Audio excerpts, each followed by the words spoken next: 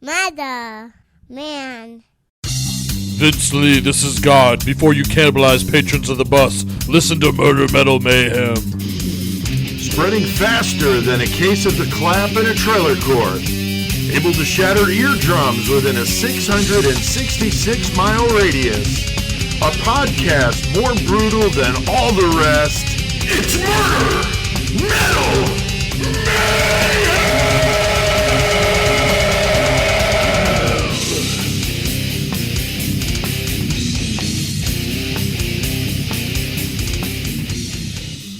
All right. What's going on? What's up, motherfuckers? Hey, it's Tuesday, which means, of course, we're here doing a new Murder Metal Mayhem, and we're in Horns Eye Studios for the Horns Eye Podcast Network. Episode 159 going down. Always good to be back in here after a week off. Yeah. Yeah, it's been a good break, but always good to get back. So Yeah, I was ready. I got you guys here with me. How was everybody's Thanksgiving? It's pretty all right, man. Cooked a bunch of food. I fucking spatchcocked me a turkey and put it on the fucking grill and fucking smoked that motherfucker up for about 5 hours. It's fucking awesome. Nice. Man. Had a lot of food, family, friends. It was good. Well, Shawback Thanksgiving is a good time for sure. Fucking Were there any mimosas Yes, going? there was, sir. Yes, there was. Nice. Yes, there was. What about you, Joey? Mine was decent. I went up to Oswego to my sister's house, and she did Thanksgiving up there. Oh, Oswego. Yeah, so that was a good time. But of course, I work in retail, so I had to be back to work the next day. And Yeah, I had to be at work on Friday too. yeah, so it was a quick one, but it was good though. That's good. That's good. Yeah, mine was good. We were at Jenny's parents' place up by the Quad Cities. Weather was good for travel, so it worked out good. Nice classic Thanksgiving spread. So good food. Ate too much. Yeah, always. But all right, what shirts we got on, Chris? I love that one you've sporting over there. Fucking Joey over here hooked these up. The PDM Construction fucking John Wayne Gacy business card. Yeah, that's fucking awesome. love these shirts, dude. Fuck yeah. And this Very is cool. one of the ones that like because me and Michael obviously work together. That it's like we have so many shirts like this. It's like, hey, what shirt you got on? Especially now you're wearing a coat, so you can't see. Right. There's been many times me and Michael just like he's walking up to the fucking porch in the morning. I'm like, God damn it, I'm going to go change my shirt. He's like, same shirt. Yeah, same fucking shirt. It's happened so many goddamn times. That's dude. funny. That's funny. Joey, what about you, man? Rocking this Holy Cost shirt because figured doing the Canadian fucking story. That's a good call. Had to rep Canadian the game. Canadian poutine kings. Hell yeah. I got the fucking. I was gonna wear the Afro fucking stocking cap and rep some more Ontario shit, but I didn't pull that out. I was wearing a baseball hat, but I got the Gore Pot hat on.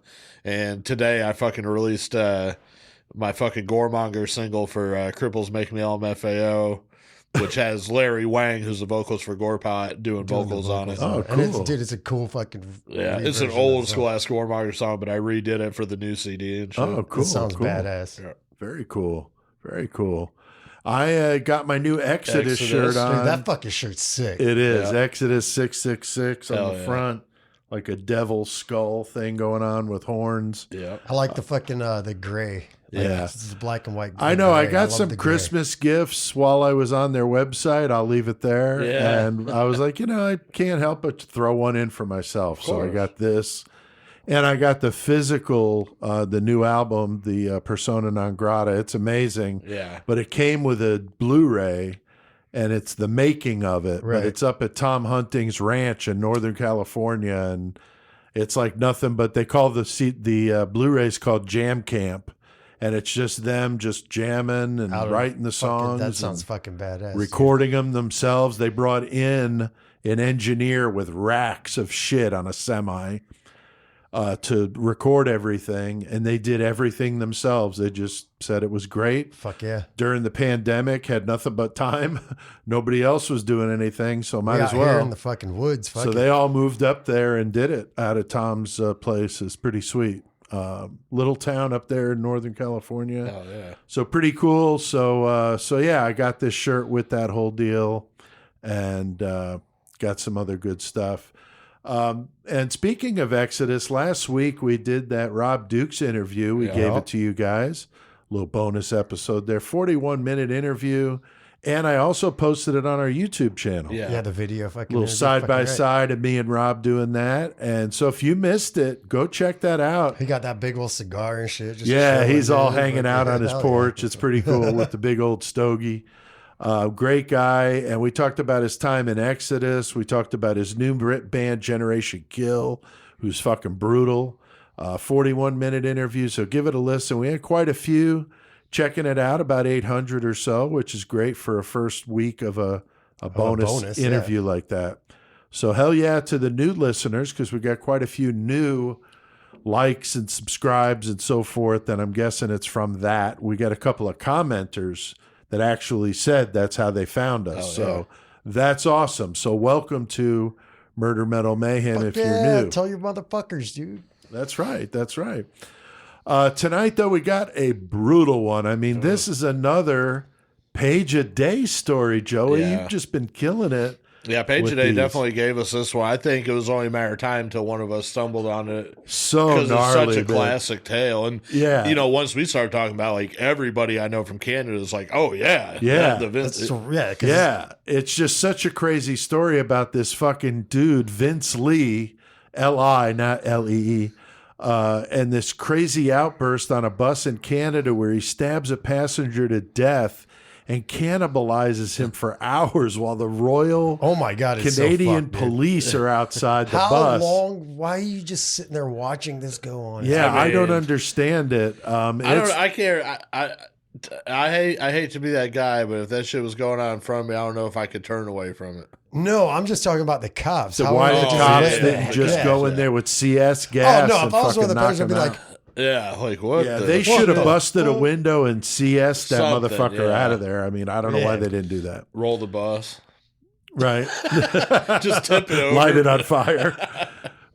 So he would have been deserving of it. Anyway, it's a fucked up story. And a listener, as you said, Joe, we had quite a few Canadians contacting us. We had a listener who lives in Manitoba, which is very near where this happened. His parents actually live in the town where it happened. And so his name is Shane Borczuch. And I told him, dude, why don't you come on when we do it? And let's He's gonna talk be on about tonight. it, you know. So Shane took a couple of pictures of the memorial that's there because it's right by where his folks live. Yeah, that was cool. And so that was cool. We shared that on Facebook. But Shane's going to be on to talk to us about that. So Gonna be a try fucking not to good embarrass ourselves with a real Canadian on here. So "Oh, we're gonna say some dumb shit." I'm probably. sure. I'm sure. Now, Chris, you got the horns tonight in the Yeah. metal segment. Who'd you decide to do it on? I'm doing a Pungent Stench tonight. Hell yeah. Hell yeah, dude. I just- That's old I school, don't. man. It's old school as shit. I don't know why. I just like one day I was just like started listening to Pungent Stench. And I was like, I'll do these guys. So just so you know, this is the first time I've ever had to do a whole segment by myself for a minute. So it'll get better, I promise. That's but I okay. can't I'm say sure the you're first gonna do one's gonna fine. be great. That's okay. You're going to But do yeah, fine. Pungent Stench, dude, fucking old school. CK fucking has death got metal, you tonight. grindcore, dude. CK fucking- will be in there with you. Yeah, fucking badass. You're man. still CK's bitch, bro. Fuck you, dude. So I don't know anything about those guys, so I'm looking forward to learning something new. Chris is going to bestow his metal knowledge on us and taking the power of CK and making it a good one. Joey, you're doing a Lost Classic tonight, am. so that should be fun. Yep. And also talk about your new Goremonger album coming out and out. your show you went to Yeah. this past weekend in Chicago, which sounded badass. Talk about that. In Yeah. metal. So we'll do that in the metal segment.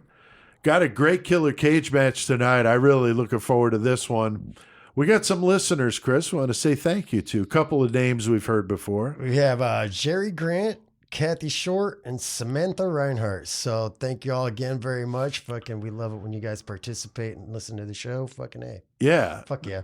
And we got a couple of local listeners in that batch and a new face. So that's awesome. And tonight, Joey, we got an interesting one in the cage. A pretty brutal lineup, man. I mean, this one could actually be like a fucking A legit fight, wrestling man. match. Could have Yeah. been. Like yes. they could be on, like Vince McMahon could sign in these dudes. tights, yeah, in a fucking Yeah. ring. But Yeah. we're gonna have John Wayne Gacy, Hell yeah. fucking the chicken master himself. The chicken master. He's gonna go Love up the against. KFC, master. baby. Oh yeah, Extra he's gonna crispy. go up against fucking Jerry Brudos, who loves them shoes. Oh my He sure God. does, man. He sure does. Likes to hang up women like meat in his garage Oh, too. yeah. You know, with his family told not to go in the garage. Like, Like, wouldn't oh, that yeah. just make you want to go in the Oh, garage? I would definitely be going into the garage. Like, no, hold on. Different time for sure. But yeah, that's a good matchup. Dude, I was watching this fucking off topic, but I was watching this fucking documentary and shit, and these fucking two people come up to these people's house, and like it's all videotaped and shit with the Right. fucking cameras, you know, from the house and shit, and like they see the security system because the one walks right up to it and fucking like taps it or something before they go in, but they fucking knock on the door, they fucking go in and fucking bum rush this family. And fucking, you know, try to take them hostage or rob them or whatever they're doing. The husband fucking gets a hold of one of the dudes, and then he comes flying back out the door. You can see him come out the front. He's just beating this fucking dude's ass. That This brings is- to his house. Yeah, and he fucking beats this dude's ass. Fucking dude gets up and runs off. He goes into the house, and fucking the other assailant's got his daughter and his wife fucking at gunpoint, held hostage. He gets his gun and fucking shoots and kills this motherfucker, right? Fucking right. Self-defense. But what's crazy, and this happened in Illinois too, and under Illinois Good law, figures. because that guy got killed, the other assailant, because they were in the act of a felony offense, he got charged with the murder too. Really? No That's shit. fucking bullshit. Isn't that man. fucking crazy though? Wow. Yeah. That's fucked up. So yeah, don't be doing no bullshit, because then if you get fucking up That's on the fucked wrong up. motherfucker and Right. they get the upper hand, you might catch more cases than you think. So That's he got a true. So fucking Brudos goddamn, and Gacy tonight should be a good one. They got two objects to fight with Oh and a yeah. variable to make it interesting. We'll do that, as always, in Mayhem. So you got to stick around for that one. Guys, we got a new sponsor for the month of Yep. December. Very cool. Winter's Gore. Winter's Gore. I mean, Kelsey it is Winter. December, winter. Yeah, she Sponsor. is the artist Makes sense. behind some gruesome sickness masks and all sorts of keychains with like Keychains and- appendages Yeah, on them. they're And, fucking look fucking awesome. yeah, and And she's very really decent awesome. price and everything. Fucking Yeah, man. she's got some good pricing. So she's going to send us a little care package. So we'll show you some of this stuff. But in the meantime, go check her website out, wintersgore.com. I'll link to it in the episode description. And She these- makes teddy bears, which are fucked Yeah, up. she makes the fucking fishing lures too, The dude. fishing lures are great. Yeah. And did you see the pictures that are listed, or customers have showed pictures Of of the the fish lure with the in a fucking- fish's that's mouth? fucking Yeah. dope, dude. Very fucking cool. I So- didn't see them, but I was at work and fucking one of the girls was talking about. So we got all these nutcrackers, you know, and she was like, "Oh, they'd be cool, like the zombie nutcrackers." And I was like, "Where'd you see them at?" And she was like, "Oh, the store downtown, the Painted Wraith." No Fucking way. right. Yeah, and I was like, "Oh, yeah, I know Oh, the people that nice. know." But I was like, "Man, I need to go in there and check those out because Yeah, they got zombie nutcrackers. Yeah. Oh, that's pretty cool. Yeah. Yeah. So yeah, wintersgore.com. Thanks to Kelsey for being a sponsor of Yes. the podcast for December. So also hoping to do an interview with her so you guys can hear what she's got, how she got doing Yeah, what she does. Definitely man. check out her website. Yeah. definitely. Thanks to all you guys listening to Murder Metal Mayhem last week. We were at about 2,000, which is good for an off week. We had the bonus episode, Yep. but still, that's a great week. We had 1,200 listens to other episodes other than the interview with Rob Dukes, which was around 800. So very, very cool. So thanks to everybody that's listening. And like we always say, tell other people about it. Fucking post the shit, share it.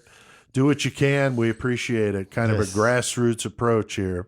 Yes. Well, Chris, Joe, we got a lot on our plate tonight. We're going to be traveling Blame to Canada. to the frozen tundra of Canada, and hoping we run into the Trailer Park Boys instead of some crazy cannibal motherfucker trying to eat our faces off. So let's get Shane on the phone and And Chris. let's do our thing. This is Greyhound Bus 1170, and let's get our murder on. Eh?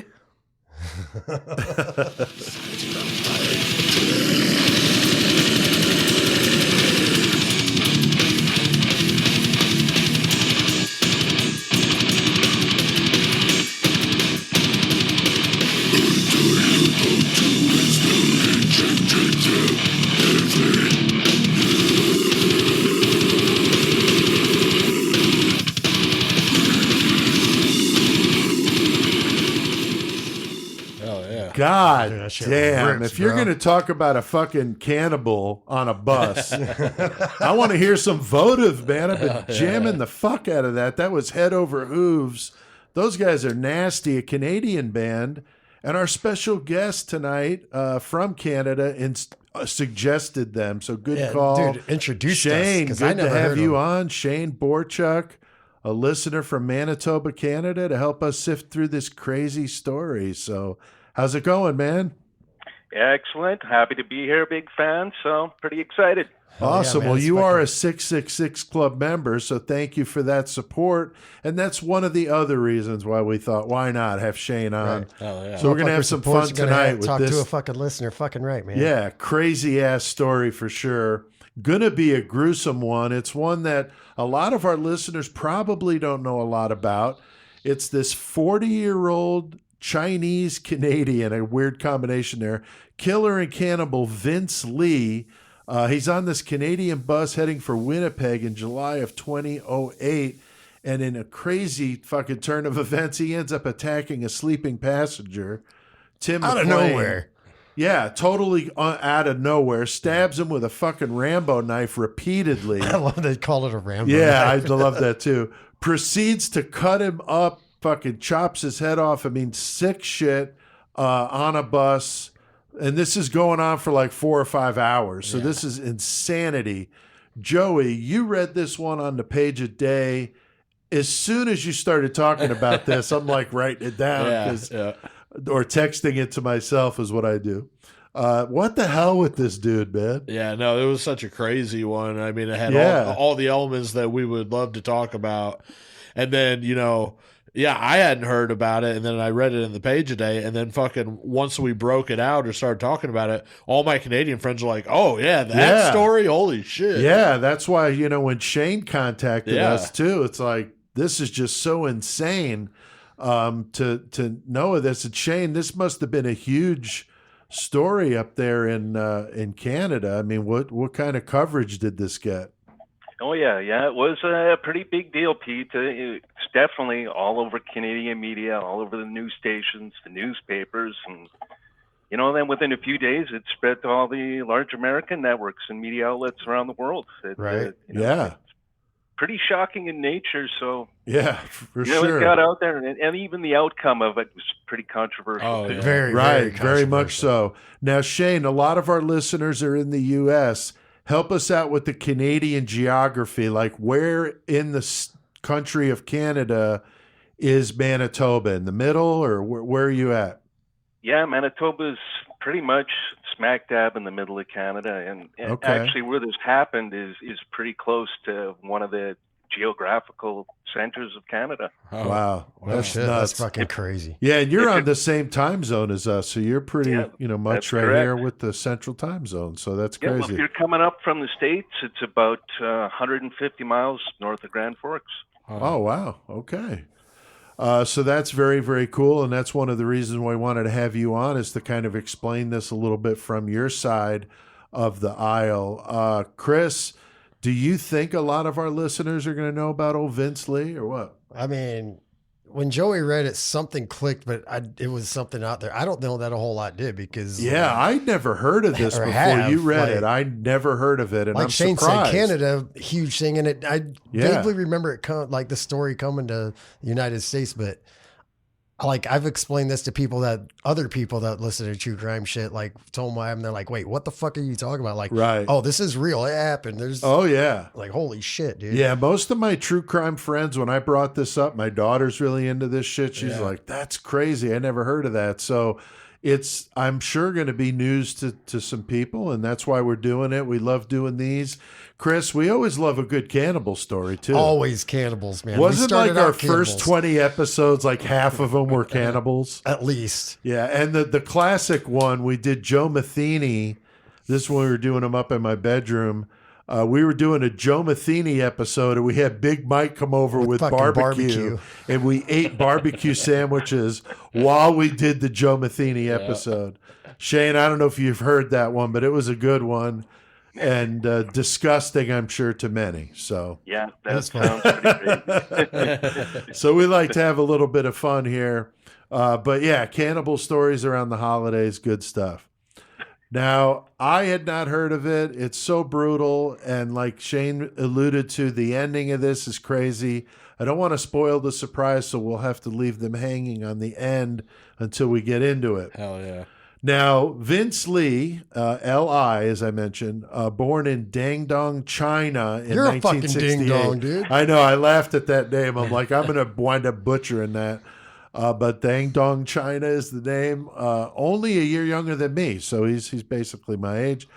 They don't know much about his early life, but he did go to the Wuhan Institute of Technology and got a degree in computer programming. And oddly, Wuhan is where that Chinese lab is that a lot of people are blaming for the birth of the COVID virus. And I'm not going to get into all that.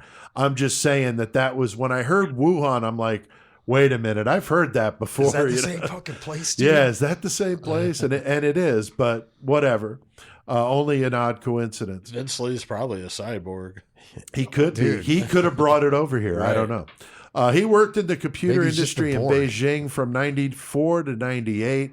He moves to Canada in 2001. He gets his Canadian citizenship in 2006. I'm very impressed with that, Shane. You guys get your shit together up there, because down here it takes like 20 fucking years to get it. That's unbelievable. Yeah, well, heck yeah, that is a long time. Yeah, well, that's amazing that he got it that quickly. So hats off to Canada for that.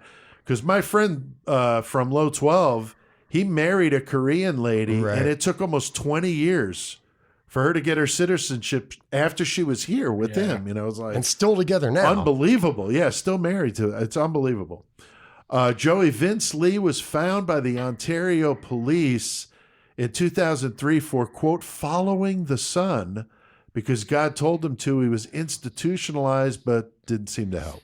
No, and I mean, it wasn't a case of any kind of violence or anything like that. It was just him being erratic, so they did what they could and put him Right. into the hospital. I think at that time, I can't remember if it was then he was diagnosed with schizophrenia or something at that point, but they knew that something wasn't right about the guy. Right. But of course he wasn't. Yeah, and you can't keep somebody indefinitely, you know. So it's always easy to armchair quarterback this shit. But you his know? whole talking to God shit, that definitely comes back later. Oh, so. yeah. A little bit. So now he's following the sun. That's pretty fucking harmless.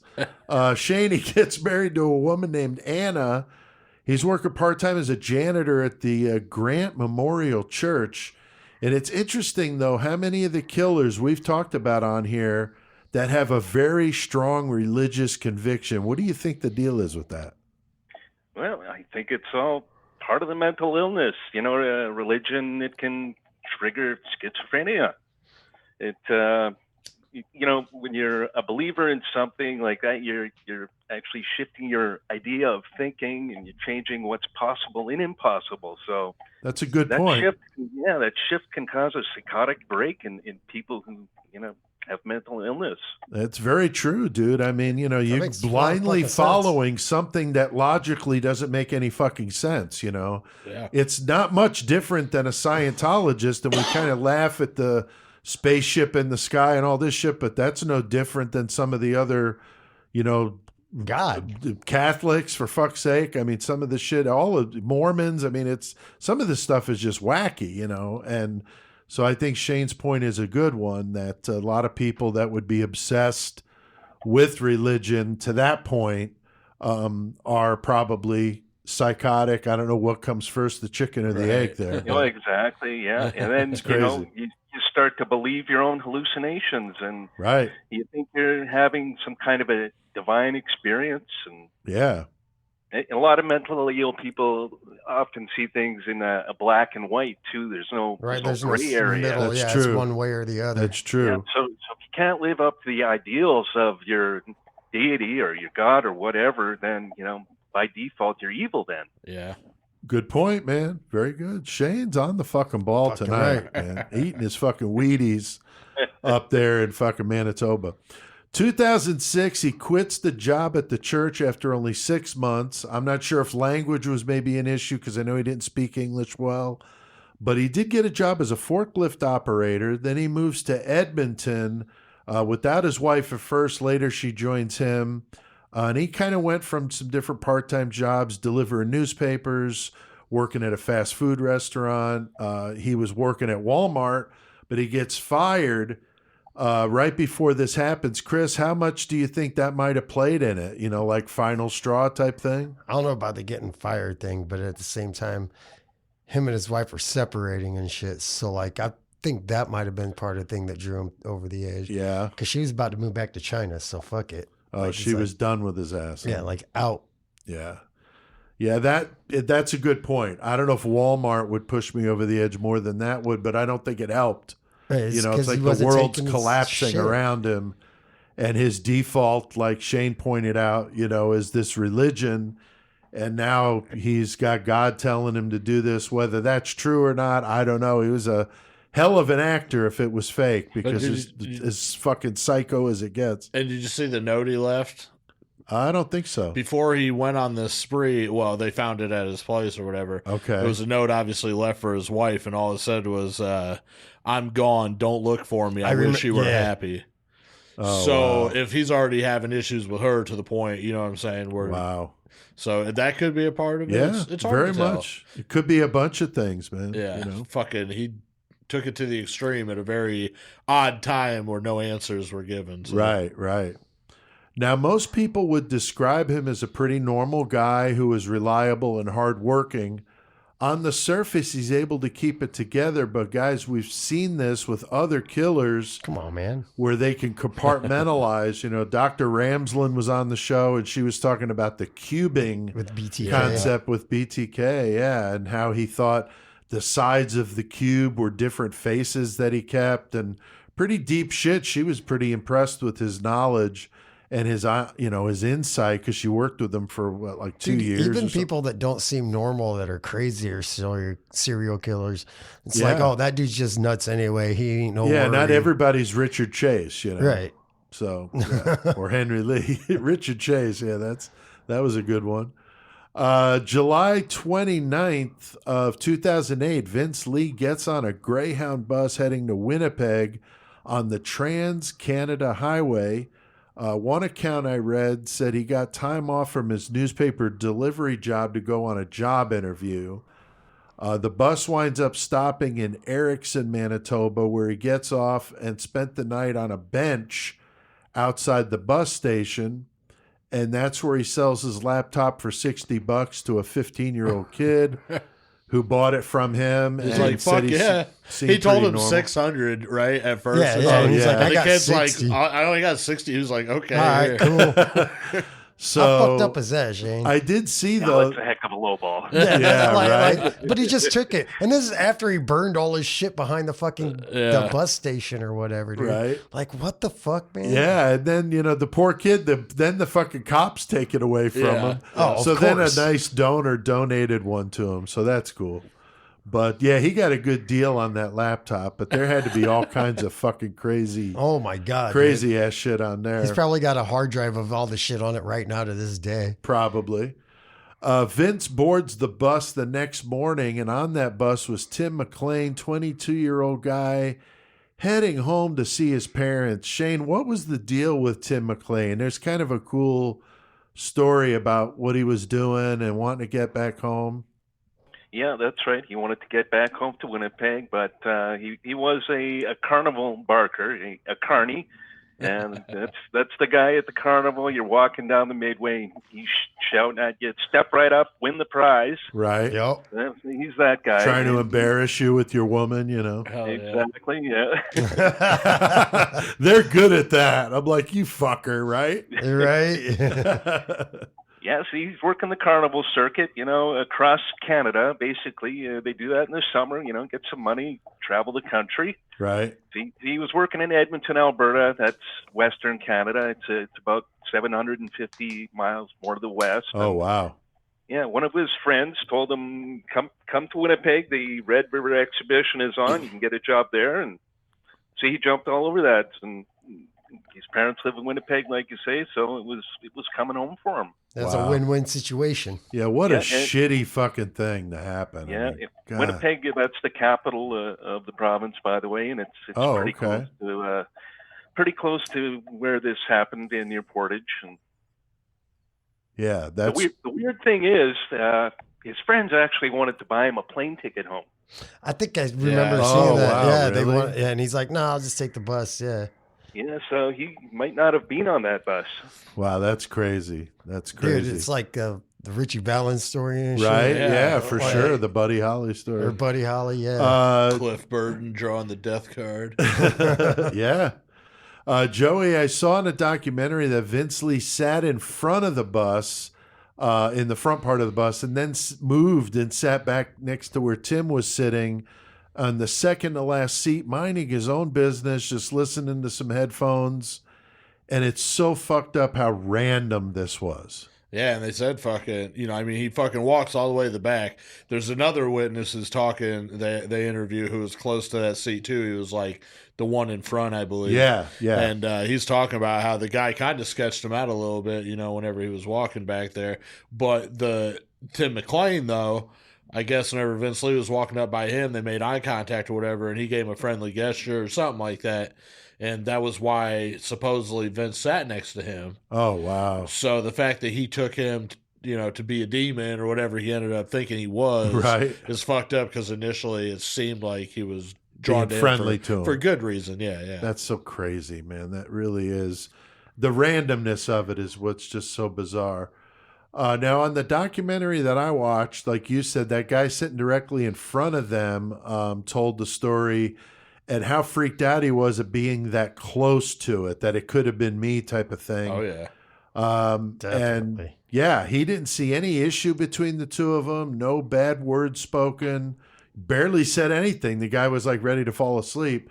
And suddenly he pulls out, and the guy refers to it as a Rambo knife, which is funny because, Rambo, everybody knows This that. fucking But it's this K-bar. gigantic fucking hunting knife.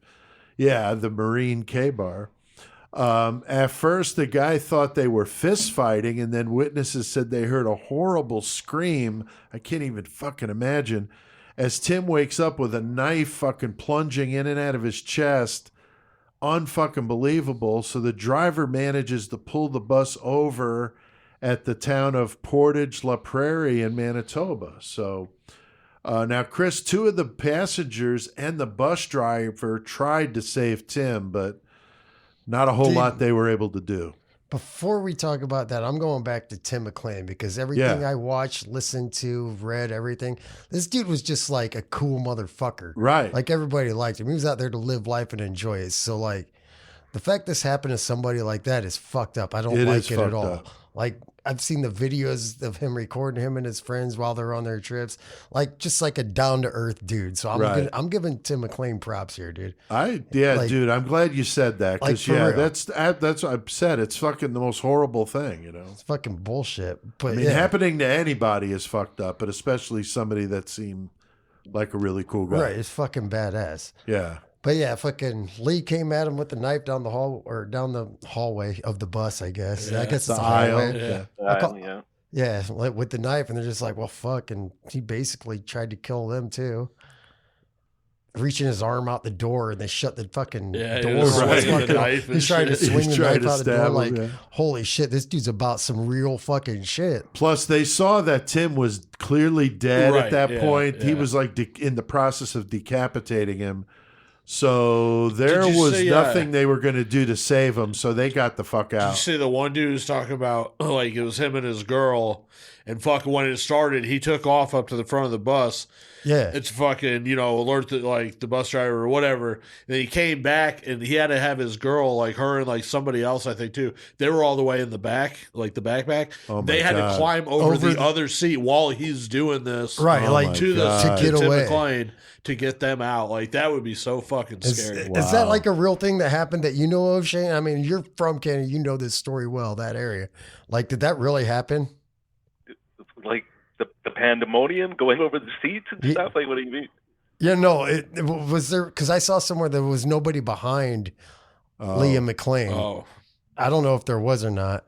Yeah, I don't know. That'd be fucked up if you're behind that. And yeah, you and gotta having climb to over climb that it shit. like that. That's Oh, it's fucking gonna nuts. be just chaos. Like, Yeah. what Yeah. would you do? Right. Right. Yeah, You everybody's gotta like get out of there. total Are you pandemonium. You can't stop him. You know, No, hell no. not with that fucking knife. That's a big fucking knife. Yeah. So anyway, just unbelievable that they did try to make an attempt, though. You got to give them that, but they weren't able to do anything. But they were managed, though, to keep him inside that fucking bus, which was Right. key. Now, Shane, your parents live near that area where the bus was pulled over. What kind of area is that? Is that like a rural area or a city, or what's that like? Yeah, it was very close to where they live, maybe about a 10-minute drive away, and it's Wow. it's very, very, very rural. It's typical flat, wide open prairie farmland. Right. So Okay. Illinois. Like I got here, you. yeah. Same as here where we are. Prairie farmland. That's a good way to Yeah. put it. Okay, well, Huge interesting. fields as far as you can see. Okay, That's pretty much beautiful. it here too. So Yeah, that's what we're used to. you described it well, sir. Now, Joey, I saw that a truck driver and another bus pulled over to kind of assist, but they bust out the crowbar and a hammer, and they're able to keep him inside that bus. That must have been just nuts. Yeah, fucking. I mean, the only weapons they can get are what this fucking truck driver had, which you got to have whatever you can. Yeah, I think he got None a of them have crowbar. a gun on them or anything like that, you know. Right. So they grab what they can. The one guy, the guy that they interview, he like helped out with the semi driver and the bus driver, Right. and he was I think he was ex-military. He said. Okay. So he had some know-how and training on that shit, but That's all he good. had, I think he had the hammer or whatever, Brutal. maybe the crowbar. But so they keep him on there because, like Kristen said earlier, Vince was like swinging the knife at them through the fucking open door and shit. So they managed to get it fucking closed. The guys, he tries to steal the bus, He does. but the fucking bus driver man. deactivated yeah, it. 'cause from Fucking smart, man. Yeah, fucking super smart. So Good dude's call. just on the fucking bus, infuriated with a corpse. Right. So now, I can't go do what I want. Now I'm gonna do what I want. But no, Yeah. like I said, luckily those guys at least had some kind of defense Yeah. weapon on them. Yeah, I mean, make him do with what you fucking Yeah. got, to keep him contained. Now, the next part of this story is just absolutely infuriates some people, especially the family of Tim McLean, and I can't blame them one bit. Dude, even the truck driver, the interviews I saw with him was like, I never wanted to kill anybody more in my life. And I Right. still feel that way. Wow. Yeah. The Royal Canadian Mounted Police had the bus surrounded, decided to kind of hang tight for about 4 to 5 hours. They've got hostage negotiators there, but Vince Lee is Dude. not wanting any part of that shit. Right. No, not at all. He's rampaging through this bus, just chopping this poor dude apart. Yeah, Decapitates him. Yeah, and he acted like very expressionless, they said. Oh, Like he was yeah. like almost robotic about it. Right. He's pacing back and forth. He's holding up this fucking dude's head Yeah. Like to this- these passengers that are horrified on the side of the fucking road. I mean, fucking- that had to and then be he fucking starts unnerving, just like man. cutting body parts off, and then he starts He's eating them. eating them. He ate his eyeballs, bro. Yeah, I know. It's fucking horrible. He told the police, I have to stay on this bus forever, is what he told them. Now, Shane, what I know that we talked earlier about this being a big media sensation, but how in Canada, I mean, you guys probably have your own version of like the 24/7 news and all that, right? Yeah. Well, it played out pretty damn quick. Right away you had heard that someone was killed on a bus, and within 24 hours you knew most of the story, most of the gory details were released right away. Right. I think the police had a heck of a time containing it because the media was there right away, and Yeah, they had because it's on a 5 main hours to road. sit around. Yeah, exactly. And they had 5 hours to sit around and film it and record all the witnesses and everything. So, Right. It's so fucked up. It is fucked Yeah. up. It actually within a few days, one of the police radio communications was actually leaked to the media. That's the one you hear in the Oh, yeah. videos where they're talking about Badger. Oh, okay. No shit. That's actually leaked audio, and boy. goes something like, "Okay, Badger's at the back of the bus, hacking off pieces and eating it." Oh my God. Wow. Yeah, I don't think I heard that in what I watched. I'll have to go back and try to find that because that would be unnerving to hear the police talking about that. I It's like can't. live commentary. Yeah, I've these heard some of that. witnesses coming off that bus, man, they're getting their raw reactions to that, and you're just looking at absolute blank stares at some of these people. Like, I couldn't even imagine seeing something like that. It's unbelievable. Oh, PTSD. Oh, big time, man. Huge, big time. dude. We're There's going no to talk way you about that couldn't with have one of the that. cops. So after this like 4 to 5 hour standoff, the police finally managed to break one of the bus windows. And No, they he caught- broke it. Oh, I thought he thought broke the it. Yeah, Threw he his finally shit- broke it out. Yeah, he broke it, threw his shit and the knife out, and then dove out fucking head first. Oh, wow. Right? And then he fucking They still tased fucking, his ass. No, they just he was still fighting with the cops, but yeah. Wow. But That's yeah, fucking he broke crazy. the window I out didn't and realize dove that. out I thought fucking the head cops first, did. basically. Wow. He's lucky that didn't happen here because I think they would have blown his fucking ass away. Oh, dude, it would have took 4 minutes, right. if that. Especially like down in Texas or some shit. It Tex would be it would've there took fucking 4 handling seconds. It's like, nope, done. Later, boy. it. Not here, It would have son. went on 5 hours. I don't Hell, know. no, it definitely I don't would. think That's so. what I'm saying. I would 4 have fucking seconds. punched a hole in that window and thrown a CS gas canister in there, tear gas, and he would have had to come I out mean, of he's there. already there's no fucking- way he's going to stay. The only fucking person on the bus is the dead, like clearly. right. Right. So you're not really risking anybody No, else. Yeah, that's just what I don't understand drop why that they didn't just motherfucker. gas him out of there. That's what I would have done. But anyway, so yeah, he's lucky it was up there. Chris, what would the cops find in Vince Lee's pockets once they had him out of that bus? Unfortunately, more of poor Tim McLean's body parts, like Right. his ears, his nose, and his tongue. He just had them in his fucking pockets. Yeah, that's just fucked. Fucking And stupid. the one Love thing it, that though. they didn't find of the body that was in the bus was part of his heart and his eyes. So they're assuming that Vince Lee ate those. Well, he was which supposed is to separate, awful. according to the voices in his head, he was supposed to separate the body as far apart as it could get, Oh, okay. because otherwise it would come back to life. If, Yeah. what was the actual? Do you remember? You know what I'm talking I about? know what right? you're saying, but I don't remember what the. Yeah, God so the damn. voices told him that Tim McLean was evil and he had to evil, yeah. die, Yeah, and or he, he had was to die, going to so be he killed fucking. or something like that. That's why he did it. That's why it's so robotic. Right, I guess is because I'm doing this because I have to. I've been told by God to do this. right. Yeah, So- he had a mission. Yeah, he definitely he had a mission. Yeah, that's so fucked up. So, Vince Lee is claiming, of course, that God told him to do this. God told him to buy the knife and get on the bus and to kill Tim. And Vince Lee wanted to die. He asked the judge that put him to death, which is basically about the only thing he said during all that I saw. Now, Shane, there is no death penalty in Canada. Is that right? That is correct. No death penalty in Canada. I believe the last executions were in 1962. They hanged a couple of cop killers. Oh, wow. That far back. I didn't realize that. And that doesn't differ from province to province. That's just Canada. Canada-wide. Yeah, Canada-wide. Interesting. Now, Joey, how did Vince Lee's trial came out? Because we've been talking about the controversy here. This is definitely not what I think a lot of people listening to this are expecting to happen. No, I mean, and this is another thing. Like, this definitely didn't happen in the U.S. Right. No, hell no. So his trial is fucking on March 3rd of 2009. That's whenever it starts, and he pleads not.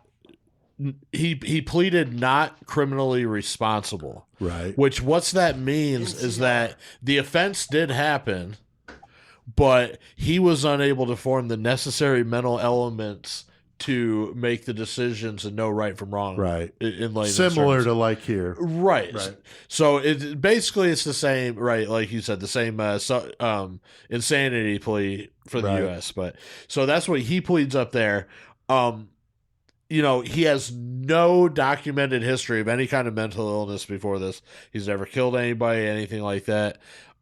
he was What about the following the sun incident, though? There was right, that. and that's why it Nothing says violent though. yeah, True, okay. not violent, but they did have the psychiatrist, claim that he was having schizophrenia, which I think that's what was stemming from the following the sun thing.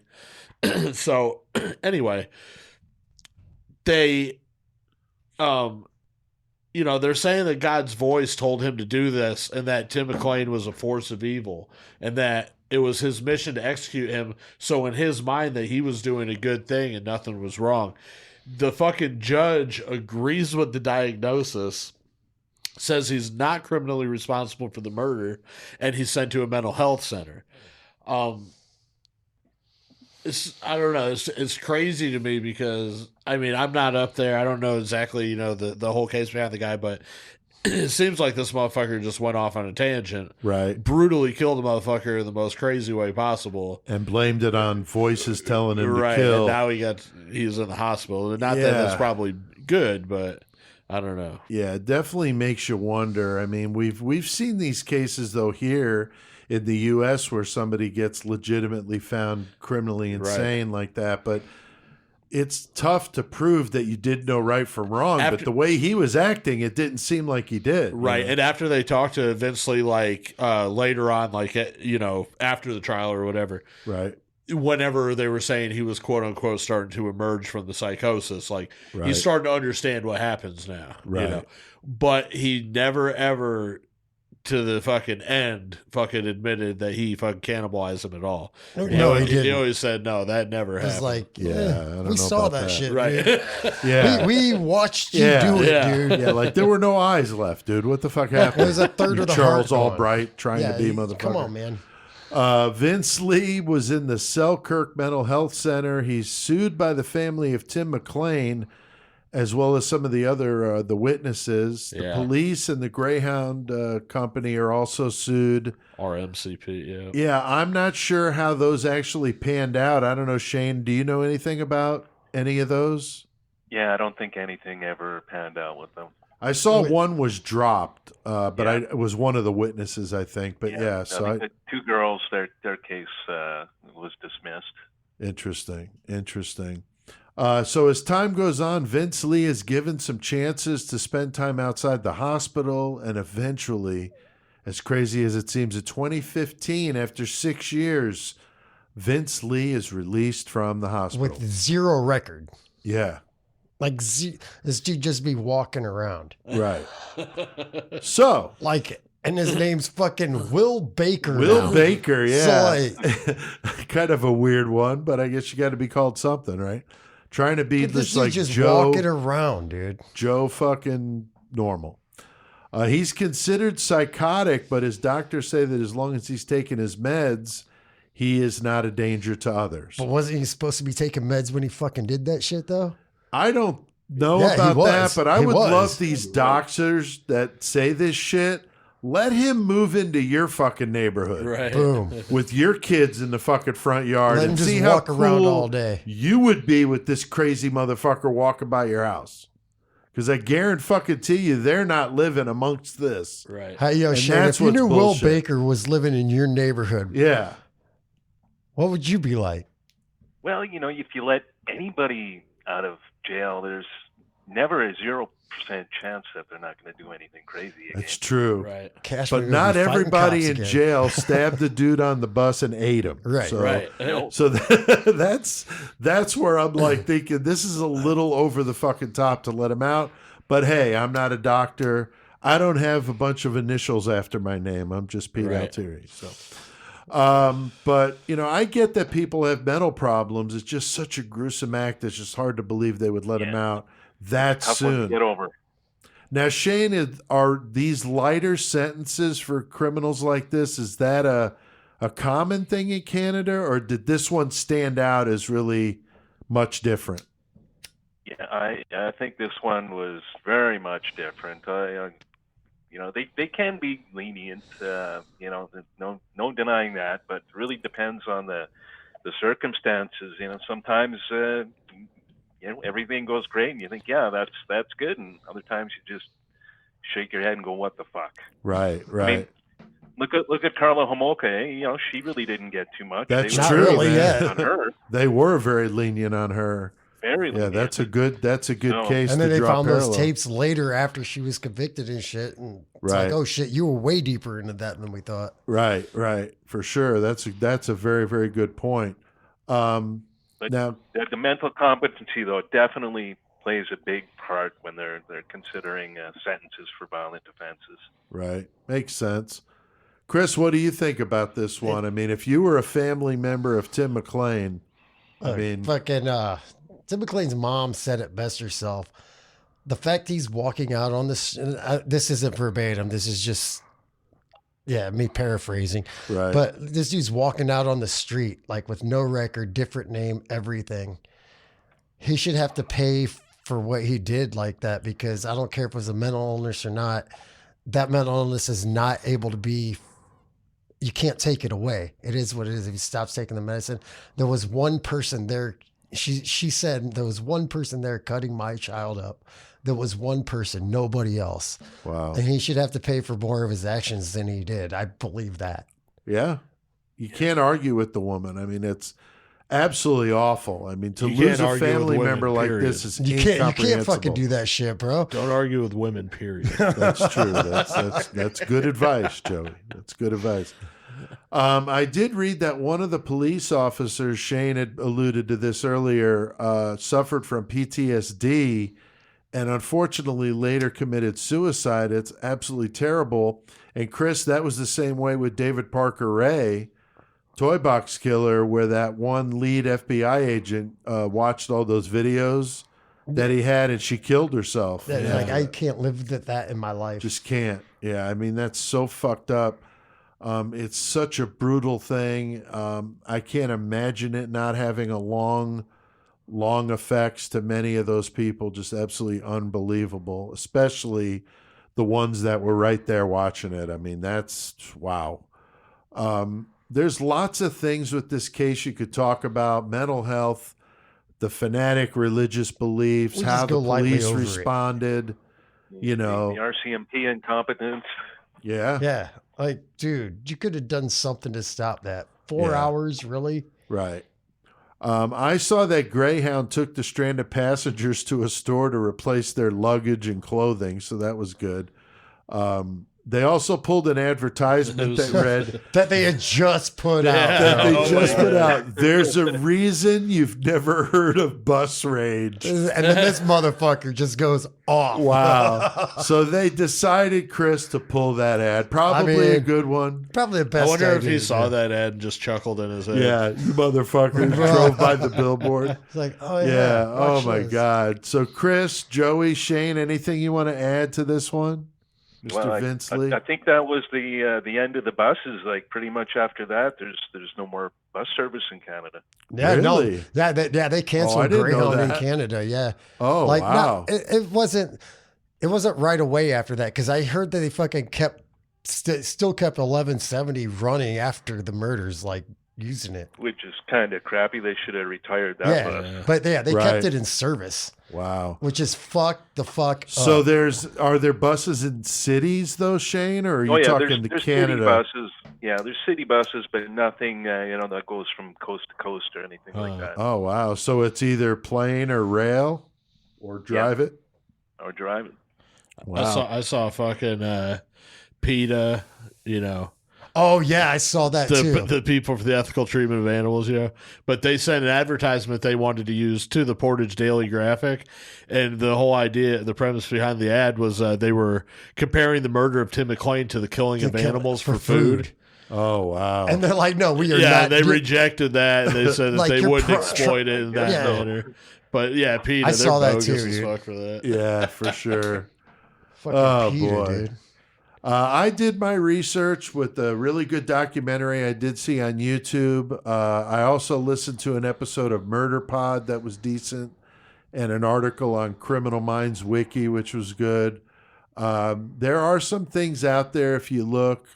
Shane was talking about the actual police chatter on the radio, which Right. would be interesting to check out. So if you want to learn a little more about this crazy bastard, go check him out because that's how you learn things, right? Yes, it is. Now, Shane, thank you very much for coming on the show. I hope you had fun doing this. Hell You're yeah. over your nervousness now. Yeah. Well, no, it was a blast. Good. It was my pleasure, and I appreciate it. Very cool. Fucking A, man, And yeah. Shane, the one of the main reasons I wanted to have you on here, in addition to Vince Lee, is that you need to answer the burning question that us Americans have. What do you guys call Uh-oh. Canadian bacon? That's bogus Back as bacon. fuck. What is it, Shane? It's back bacon. Back, Back bacon. bacon. Okay. Bacon, yeah. That's Yeah, what's it's up. fucking ham. Like, I don't know why they just can't call it ham. I don't know what the deal is with that. I just had to ask a Canadian, what's the That's funny. deal with that? Back bacon, bro. So I when you don't go know. to If it's not- McDonald's if it's up not there, I'm sorry. what is it called when you go to a McDonald's? What do they call it there? Do they call it Canadian bacon? Yeah. Oh, okay. Oh, all right. Oh, I thought it was just like French fries. I mean, I guess here. we say American cheese, though. No, Yeah, they still refer to it as Canadian bacon. that's hilarious. Okay, All right. all Yeah, right. it's like going to China for Chinese food. Right. All right. Well, That's next fun. week we're going to do another one of our prison episodes. We're going to have our boy Tex on Yep. here to talk about Sing Sing Sing Prison Sing, in New Sing York, Sing. an absolutely horrific place, very scary looking, old school as fuck.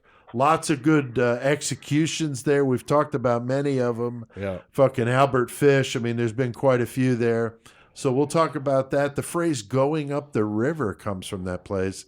So bunker down for a good one next week. Prison episodes are always fun, and Tex delivers the goods Oh, yeah. from his perspective as a corrections officer. So, Joey, you got any good page a day for us? I do, and it's Dude, cool. We got the Shane page here of the with days us. of the shit. Nice. Yeah. Yeah, fucking Another Canadian one? like Vince Lee's came from us doing the page a day. Right. And now we got Shane on here because he was talking about the Vince Lee case, and now he gets to hear me do the page a day, like live. Oh, right. Yeah. That's right. cool. No, Shane, that's awesome that you're on here with us. Thank you for doing the episode.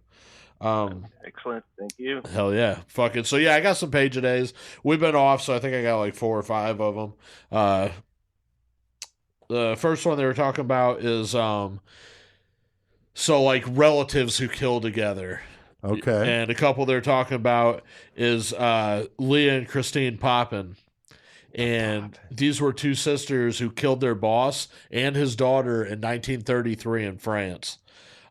Christine, she was said to be the mastermind, was sentenced to death, and Leah received 10 years. So Leah and Christine Poppin, Yeah. What year was that? 1933. Yeah, in I'm pretty France. sure they were Wow. like servants. I think I know that shit. Right. Yeah. So the next one they're talking about is Reginald and Jonathan Carr, and they killed 6 people during the 2000 Wichita massacre, and a 7th victim survived, and that was who identified them. Okay. But 2000, that was kind of a more recent case. Yeah. Yeah, that wasn't long at all. not BTK, but Wichita. you know. Wichita, Kansas? Okay. The third one they're talking about, most people know this, Eric and Lyle Menendez, and of course they were sentenced to course, life in yeah. prison in Oh, yeah. 1989 for We're patricide. definitely going to do that case Yeah, we'll have to eventually. do that. Yeah, That'll that be a gets good one. fucked, dude. The fourth one is Sandra and Elizabeth Anderson, and they murdered their mom in 2003 because they were frustrated by her alcoholism and they were eager to collect on her life insurance policy. So they killed their mom just to Oh, try to wow. get that sped up, and they got caught. Oh, boy. And then the last ones they're talking about is Reggie and Ronnie Cray. Now, these are notorious London gangsters of the 1950s and 60s, and the Cray brothers ran a violent gang as well as a nightclub that catered to celebrities. So that was some relatives that killed together. Nice. Uh, Especially around the holidays, family, yeah, you know. family There oriented. you go. So this one they're talking about the abduction of Michaela Garrett. So this is November 19th of 1988. 9-year-old Michaela Garrett and one of her friends are walking home from the market 2 blocks from Garrett's house when they realized that they had forgotten their scooters at the store. So they go back there to get them, and they saw that one of them was missing. They scan the area, and they see one of the scooters in the parking lot over by a car. Michaela runs over to get it, and this dude jumps out, scoops her. grabs her, Oh, wow. abducts her. Her friend runs inside to get help, but the man had already taken off with Garrett before anybody could respond to it. Right. The kidnapping received huge media attention. It was the first child abduction case featured on America's Most Wanted, and it was on a bunch of other shows, obviously. Right. They had more than 5,000 tips in the first year, and some of the suspects over the years included Philip Garrido, who kidnapped J.C. Lee DeGard, Right. held her for 18 years, and then another one was Lauren Herzog of the Speed Freak Killers duo. But her whereabouts, the identity of her captor, all that, never solved. So, Never still. yeah. Yeah, that fucking sucks. Here's one. Little also in the fucking newsworthy. Yeah. The suspicious drowning of Natalie Wood. So Oh, that's Yeah. Natalie Wood, so Right. she was known for Miracle on 34th Street, Rebel Without a Cause, West Side Story, all kinds of things. Oh, yeah. But she also had a mysterious death. On November 29th, 1981, her body was found floating a mile away from the Splendor, which was a yacht that belonged to her husband, Robert Wagner. Yep. Right. It's unknown how she entered the water. She was terrified of drowning, and her mother had repeatedly told her that fortune teller had foreseen that someone in the family would die that way from drowning. Oh, Like, wow. just weird shit. Her blood alcohol level was 0.14%, and there were traces of motion sickness aid and painkillers in her system, which of course would have Right. increased the effects of Intensified the the alcohol. alcohol, yeah. Right. The other passengers of the Splendor, Robert Wagner, the captain, Dennis Davern, and Wood's Brainstorm co-star Christopher Walken, they were all tight-lipped about the events of the night before, but two witnesses on a nearby boat claimed that they had heard a woman screaming for her life. And then later on in 2011, the captain came forward and admitted that he had heard Wood and Wagner having a fight. Her cause of death was changed from accidental drowning to drowning and other undetermined factors in 2012, and Wagner was named a person of interest in 2018. Oh, wow. But that's where it's at right now. Yeah. Oh, wow. Yep. Interesting. All right, and I got one more. This one's a little more funny because you got to lighten Hey, it there's up. a Yeah, feather lighten up the thief. situation. Maybe another feather Right, thief right. out there. I love that. This shit. one isn't quite like that, but this one's pretty funny though. So this is about Bobby Rose. Now, Bobby Rose, he caught the biggest fish of the hour at the 2010 BLT Lake Ray Hubbard Big Bass Tourney in Texas. Okay. Wait, say that again? So Bobby Rose catches the biggest fish of the hour at the 2010 BLT Lake Ray Hubbard Big Bass Tourney in Texas. God Damn. damn. Yeah, that's a mouthful. Mouthful, yeah. So he's taken away right away to do a polygraph test because apparently that's a common practice in bass fishing world when an angler claims a prize of Oh, that wow. nature. Because it's a bit, I mean, they're fucking making some pretty big money out Yeah, there. yeah. right? Did you use any illegal bait or whatever shit like that? So the bass is left behind with the judges who notice a strange lump in the fish's stomach while they're weighing it. And then they place the bass in the holding tank. He didn't and use the one fish of the just winter- goes to the bottom and it's not moving. Oh, shit. So officials confront Rose during his polygraph, and the way he confessed was he just grabbed the fucking fish and squeezed it tail to head until a 1 pound lead weight popped out of its mouth, which had increased its heft by nearly 1/10. So he was charged with one felony count of attempted theft for cheating. Oh, my God. There was a $55,000 fucking prize claim, and he received 15 days in jail and had to pay $3,000. Oh, damn. Stupid. Wow. Yep, so that was the page I of thought you were days. going to say swallow one of those winter gore fishing right, lures. yeah. Oh, wow. That's hilarious. So waiting the fucked up. fucking Lead the weight. It's just like there was a weight. What I don't the know. I caught fuck it like with that that, guy? bro. Jesus Christ. Well, always good page a day. Love that stuff.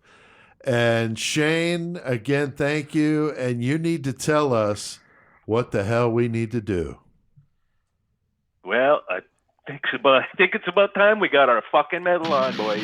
Hell Just yeah. because CK has passed on, he's not done educating the masses. CK will forever be the great metal motherfucker. We're here to stomp poser ass and eradicate the planet of their kind. CK has passed the torch to us, and we will forge the fuck on.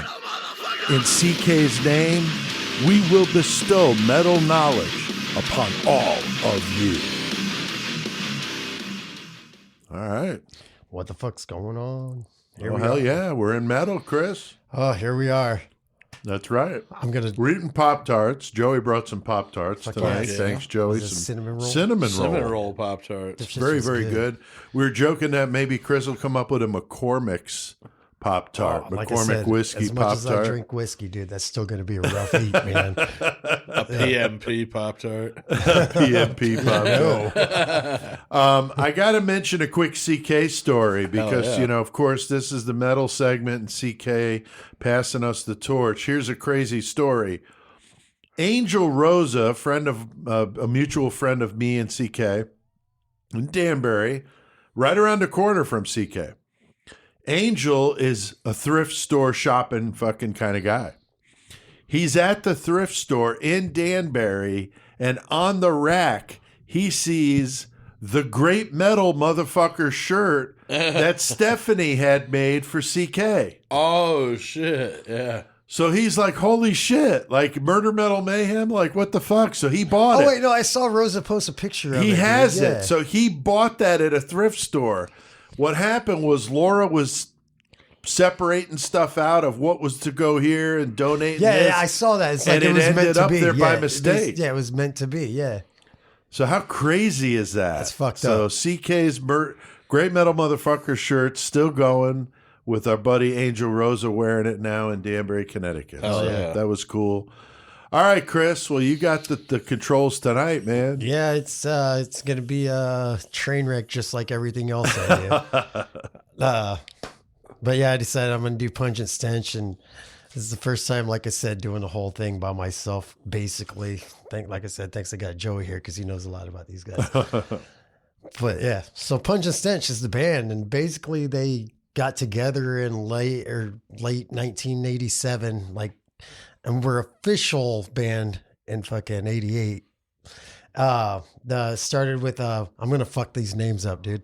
Fucking Martin Schranz. I can't. How do you pronounce that? Do you know? Oh, it's tough. It's tough. Yeah, where are they from again? They are. Oh yeah, sorry. They're from Vienna, Austria. Yeah, my bad. But yeah, they're from Vienna, Austria. So the names are a little weird for me, but Martin Schrinks. I don't know how to pronounce it, but it's Chirenc. So Martin Schrenk. Okay. I'm going with that. Which he still does the Pungent Stench now. Yeah, he does. Yeah, 100%. Under his name Yeah, as Pungent Stench. yeah. And then they got Alex Wank fucking from Carnage for fucking drumming and shit.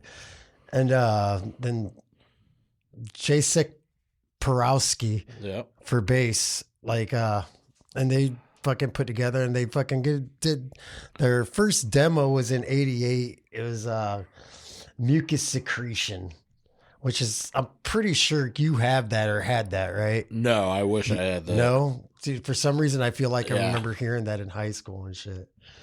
So yeah, they put out that first demo. They got associated. They were like basically recording down the street from where Nuclear Blast was, and then some rep from Nuclear Blast came and saw a show, and they fucking was interested. So they signed a Nuclear Blast in fucking 89.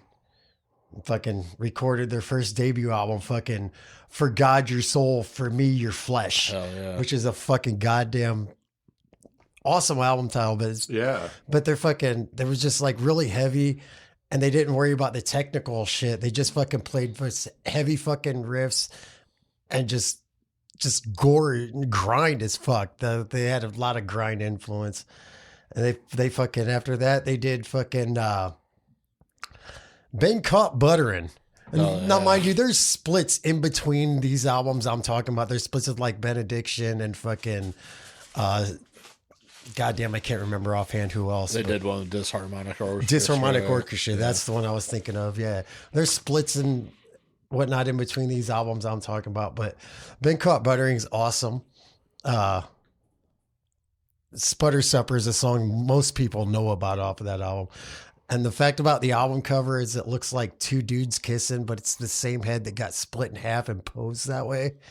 I can't remember the artist or the photographer's name. We looked it up last night too. Yeah, we looked it up last night. I can't remember. Amazing shit though. Yeah, just crazy murder shit, and it's awesome. And then Then they did Dirty Rhymes and Psychotronic Beats, which is fucking very fucking awesome, dude. Right, Like, I agree because it's just an EP. yeah, it's just It's not an one of their EP. full lengths, but that album was fucking huge Dude, anyhow. awesome. It's like it's got all their fucking like just like grind metal shit, but then it's got like different like I'll go with techno Oh, a lot of mixes. techno Yeah, a lot of mix, yeah. techno mixes. Oh, wow. But it's still super badass. And then there's like I don't know if it's the Redux or whatever the fuck, but it's got the live fucking shit from Been Caught Buttering on it and shit like that. It's fucking great. Fucking love it. The fucking again, the cover art on that album, holy fuck, bro. Just Wow. gross. I'll just leave it at that. Just look up that. Okay. But then they did Club Mondo Bazaar for members only in '94. I don't know that I've heard a lot of that one. That was their third full length. Yeah, it was just fucking great, dude. I've heard some of it, but not a lot. And basically the lineup has switched a lot between albums here and there, but Martin's always been a staple. It's his band. Yeah. It's fucking badass. And after that, they put out Masters of Morale, Servants of Sin, and that was in what, 01? I think it was 01. Fucking put that Yeah, out. 2001. Yeah. And then in 2004, they put in, I don't even know how to pronounce it, Impunity. Yeah, Impunity. That was in 04. They put that out recently. I was listening to that the other day, and it's just fucking, it's straight up Pungent Stench. It's fucking awesome. You can't get it. Yeah, and they've been a 3-piece through all of it, Yeah, too? every Yeah. time it's been a 3-piece. That's cool. Yeah. And then the last one I want to mention, they put out in 2018, but it's Smut Kingdom. Yeah. But they recorded it in 2007, but they didn't release it till 2018. So it's like, I'm going to consider that a Pungent Stench Lost Classic kind of thing. Right. Does that make sense? But yeah. Right. But yeah, basically the lineup, like you said, Martin puts it out. Martin, however you say his last name, Right. has Pungent Stench, playing Pungent Stench songs, but it's Martin, Danny Vacuum on bass. And in accordance with our podcast, the drummer's name is Mike G. Mayhem. So Nice. Fuck there's yeah. that. But that's Pungent Stench on me, Joey. I know That's you cool. fucking That was good.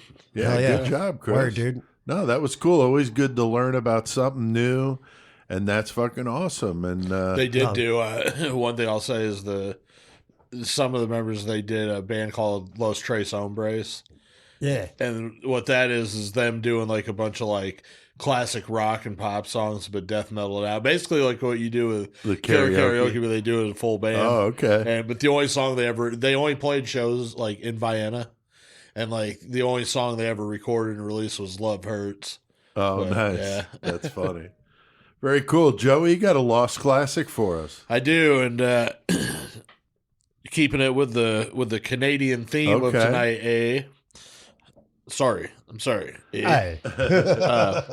But Sorry, I went to Austria. yeah. But anyway, so for my lost classic tonight, I'm doing Gore Guts, The Erosion of Sanity, which it's not a lost classic to anybody that fucking jams them because it's just a fucking classic, staple, timeless yeah. album, yeah. But at the same time, it's still one maybe younger listeners or something if you've never heard of it. It's Right. older shit. Gore Guts, The Erosion of Sanity. It came out in 1993 on Roadrunner Records. It was from Quebec, Canada. Nice. So they had songs. I mean, the album, like I said, to me, is a masterpiece. Like the songwriting is fucking top tier.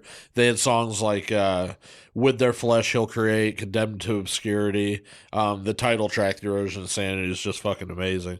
And then another one of the tracks that's on it, Hideous Infirmity, was also on the At Death's Door Volume 2 compilation, which was huge shit, those albums. Right, So, right. yeah, man, Gore Guts, Erosion of Sanity, go jam that shit. yeah, Fuck dude. yeah, dude. Another band I didn't think of talking about Canadian bands would be Cataclysm. Cataclysm, for sure. The yeah. singer's from Chicago, but the rest of them are Canadian. Yeah. So I interviewed them back in the heavycore days. Super cool guy.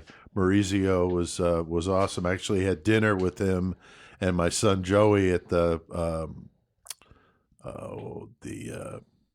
in Chicago. God damn it, That place. Yeah, that place in Chicago, at a venue There's in a lot of Chicago, those House of places. Blues. Oh, That's House what it of was. I was.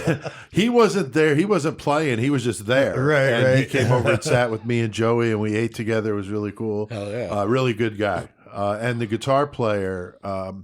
Those two I interviewed, but again saw Maurizio later, and very, very cool guy. I think it was there seeing Exodus, as a matter of fact. All right.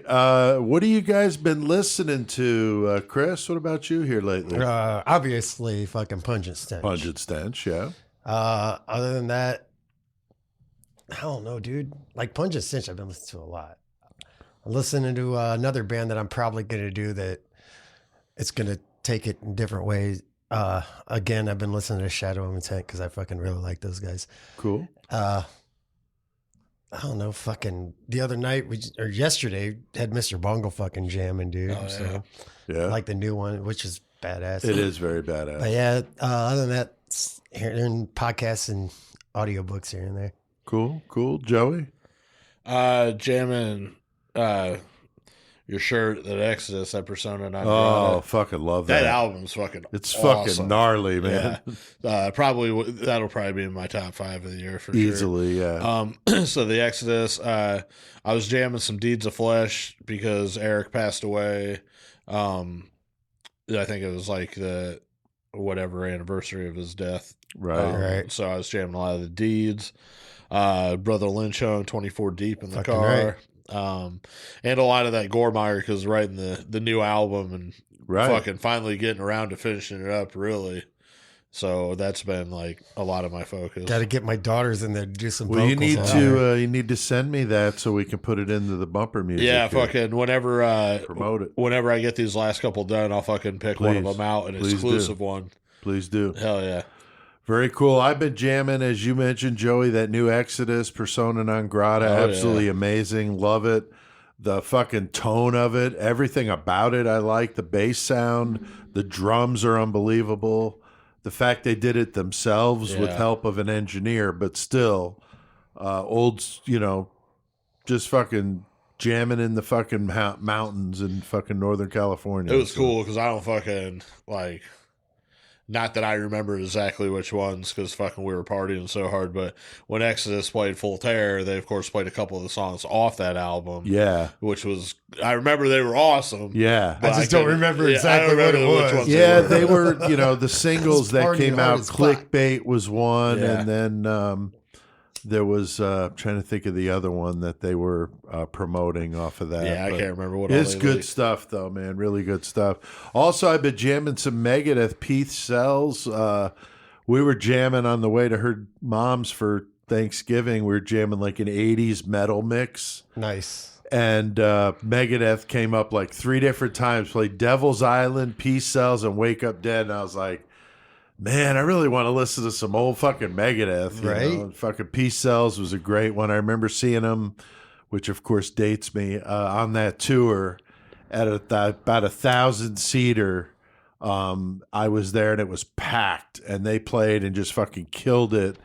And then I saw them in Poughkeepsie, fucking the old Kendall Francois. Kendall Stomping Grounds. Francois, the Poughkeepsie killer.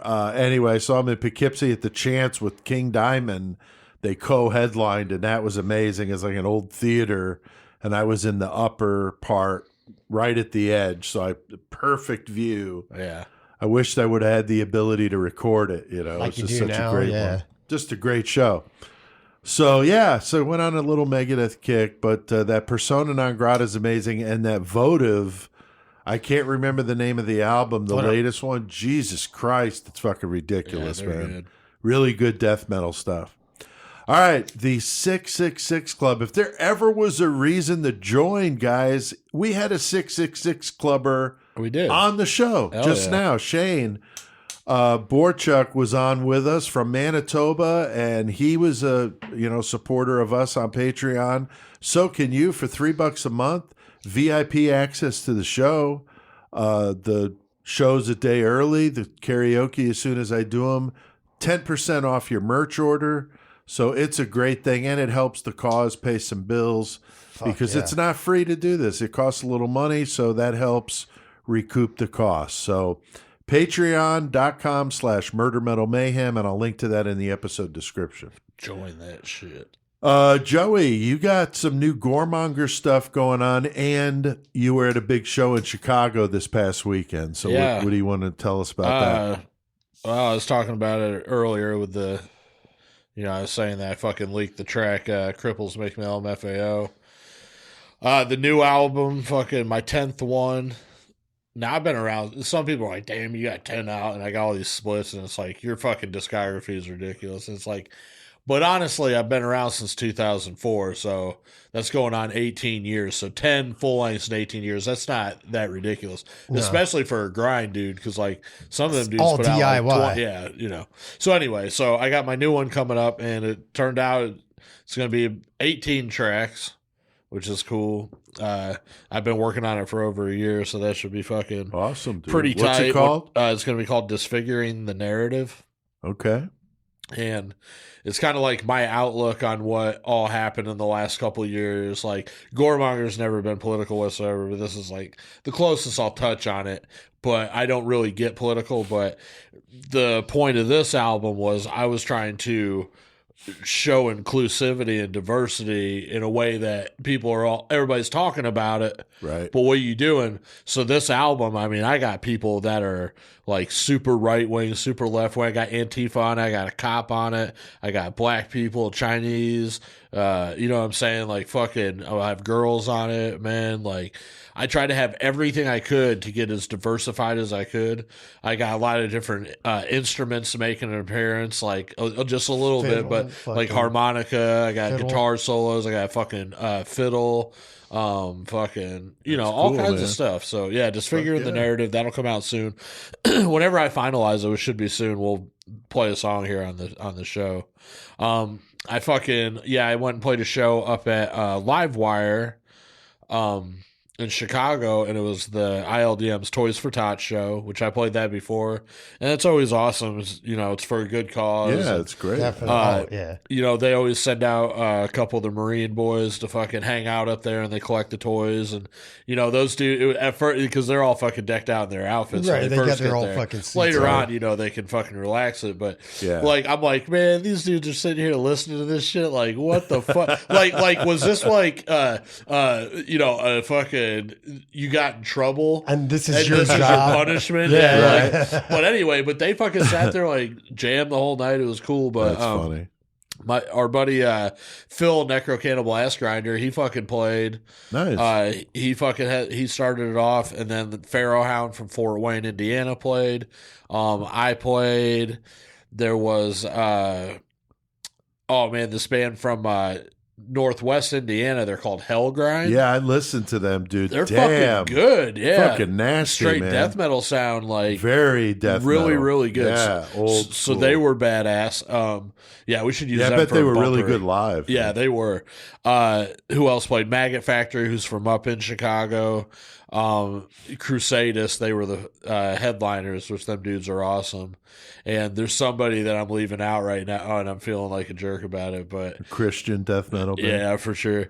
But We played with one in Columbia. It was kind of funny. yeah. Yeah.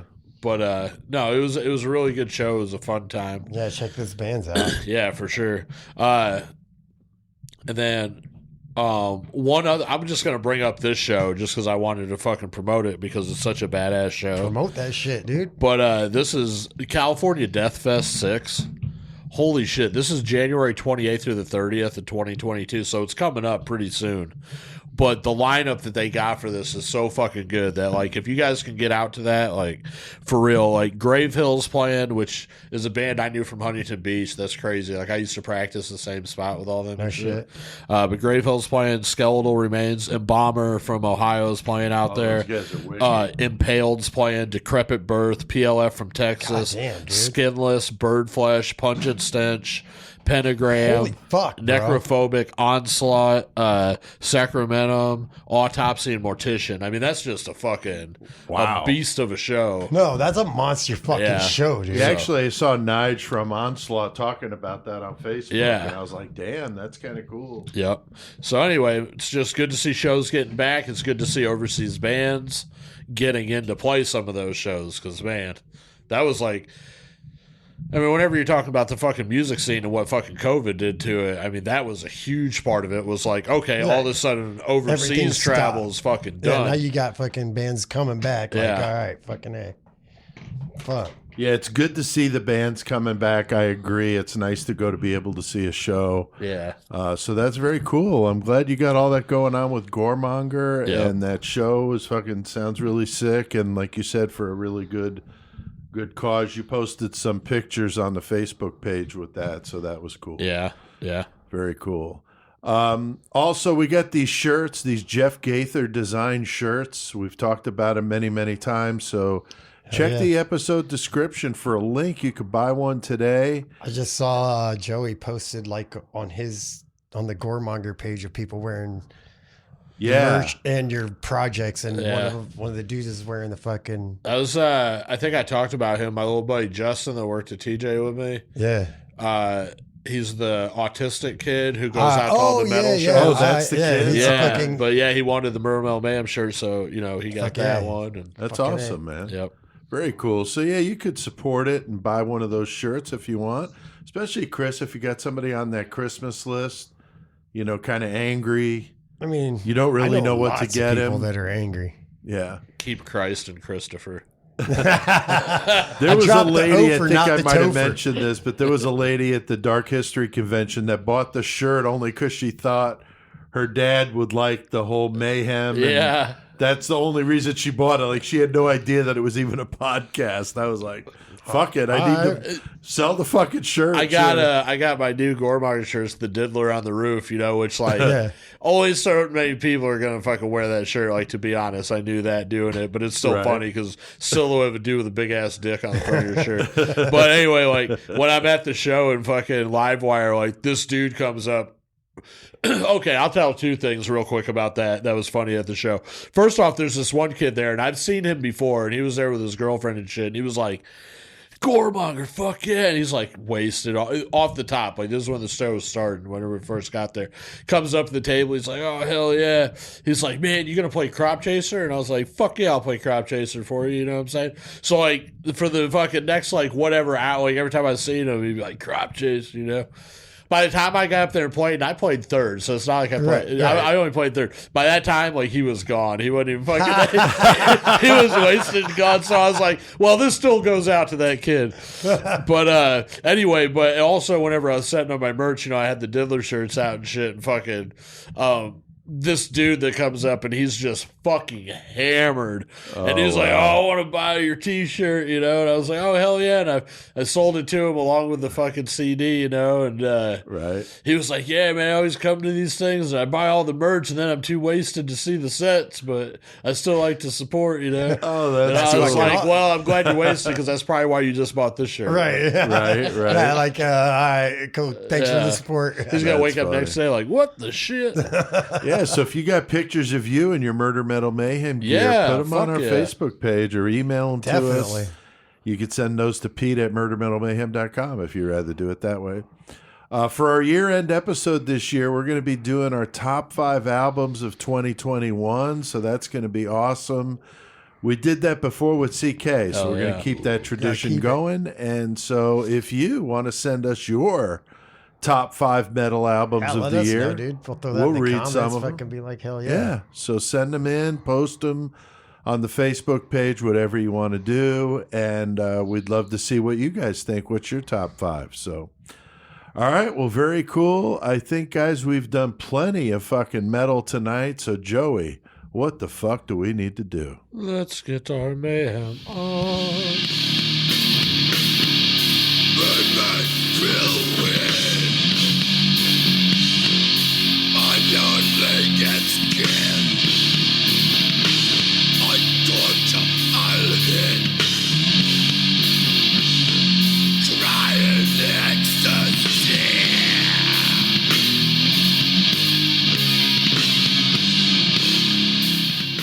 Are you looking for a romantic gift idea this holiday season? Well, look no more.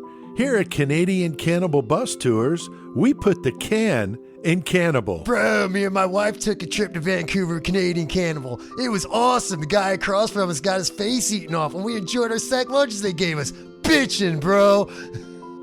Nothing is more relaxing than a trip across Canada's countryside in the winter. The chains on the bus tires lulls you to sleep, while the sheet of black ice on the highway provides a beautiful shimmer at night. I got the Vince Lee special, eh?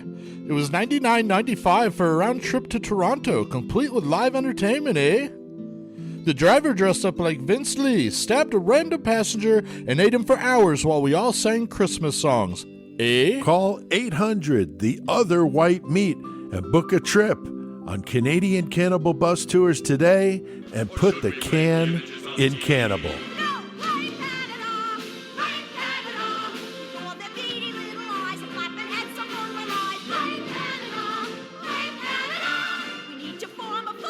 Oh, shit.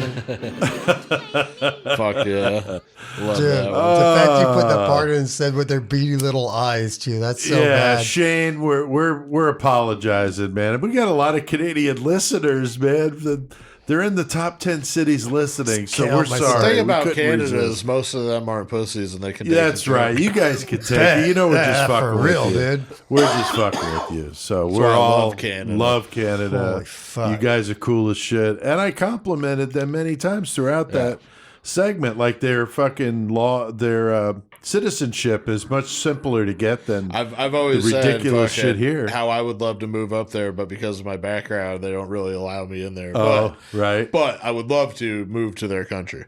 Yeah, I just don't And think not I be a could do the serial killer. winter, though. I think I'm just, oof, that'd be rough. That'd be rough. Yeah, I'm sick of winter for the rest of my life, honestly. I know, Yeah, for dude. the entire rest of When my I life. interviewed Rob Dukes, and I was Yeah. like, dude, because he's from New York, right? Not far from where I'm from. Yeah.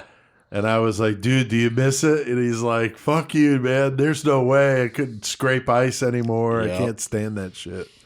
So he doesn't miss it at all. All right. So we did that Canadian Cannibal Bus Tours, of course, for the Vince Lee episode. So that was fun. Chris, I loved your Pungent Stench, man. and we do those, those commercials just really off the cuff. I mean, I script them out, but you guys add stuff and we do the funny voices. So they're really funny. And Pungent Stench, man, it was good, dude. I Hell learned yeah, a little dude. bit. Games of Humiliation, fucking Gnarly big cup fucking buttery. song, Fuck man. yeah. Definitely nasty old school shit. So Chris, yeah, good job. Anybody having a Mayhem story they want to share tonight? The only mayhem I want to talk about, I was telling Chris earlier, you want to know what's some mayhem? Is smoking some Reggie-ass weed through a metal pipe with a fucking Zippo. Zippo lighter.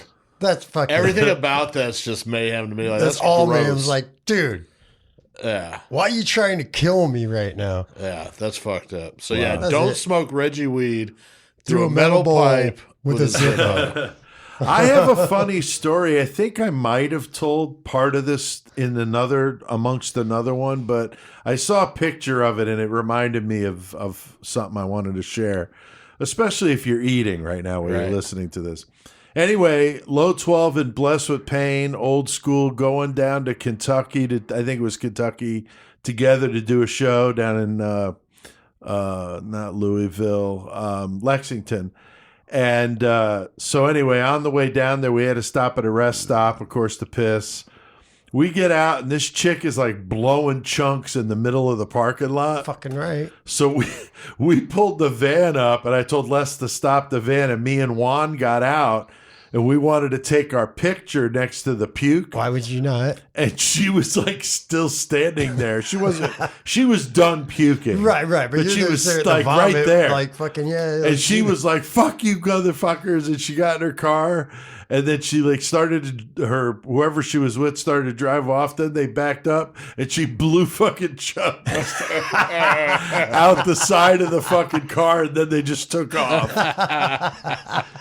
Yeah. Juan got a little bit of it splashed That's up on him, fucking man. It was great, pretty dude. brutal. Yeah. So that's good stuff. Hell yeah. Oh my God. All right, I've dude. been working on Deeper Than Dead. Finally, the rough draft is done. Jesus, it's the hardest part of writing something like that is the rough draft, because once you get it down, then you can kind of work with it. But some say the rough draft is the author telling the story to themselves, which I think is a good way of looking at it. But I've been editing a lot as I've been going, so it's really beyond the rough draft stage. But nonetheless, I'm done with the 10 parts.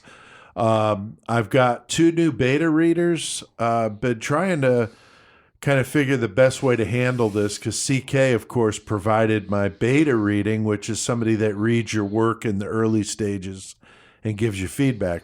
Right. So I really, needed somebody to do that. Sean Ferrugia from In Malice's Wake, a friend from Australia, he's been doing that for me. And Rebecca, our listener, Rebecca Borczuch, has been doing that as well. So those guys have been doing a great job.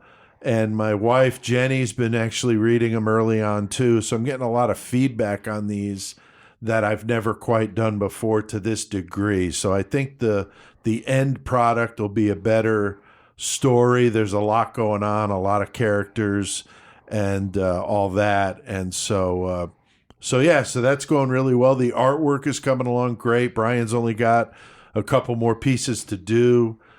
Still looking for an early 2022 publication on Blunt Force Press. And I am going to do an audio book for that. And so I'll keep everybody posted. So thanks for those of you that follow me in that and all that writing stuff. Now, once the editing of Deeper Than Dead is complete, I'm going to be writing the sequel, the long-awaited sequel, Chris, to the 666 Express. Creation of Chaos. Create the Chaos. Create the Chaos is going to be the title of it, and it's going to feature us all once again. This time, though, we're going to have a guest along with us on the 666 Express, but it's going to be in the subways of New York.